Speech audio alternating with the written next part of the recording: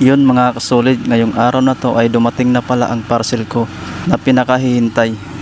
At ito na nga, dali-dali ko na binuksan ang parcel ko kasi nga na-excite na ako dyan.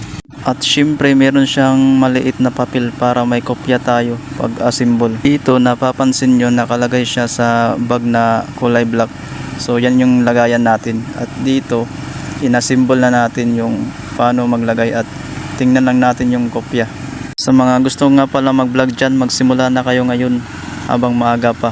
Ito nga pala ang in-order ko kasi pwede siya pang tayo. May haba siya na 5 feet. Dito ay inassemble ko muna at tiningnan ko yung kopyahan natin para sa ganun maayos yung pagkalagay natin at hindi tayo mahirapan.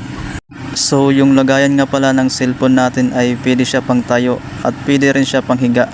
Siyempre kailangan natin mag-ingat sa pag-assemble para hindi tayo magkamali. Napapansin nyo dito masyadong seryoso sa pag-assemble kasi nga kailangan natin maging maingat. Dito ay itry natin ang pagtayo kung hanggang saan yung taas. At ito na stand na natin. Tapos meron pa siyang pa-adjust pataas. At syempre kailangan natin i-adjust yan. So yun lang mga kasolid. Maraming salamat.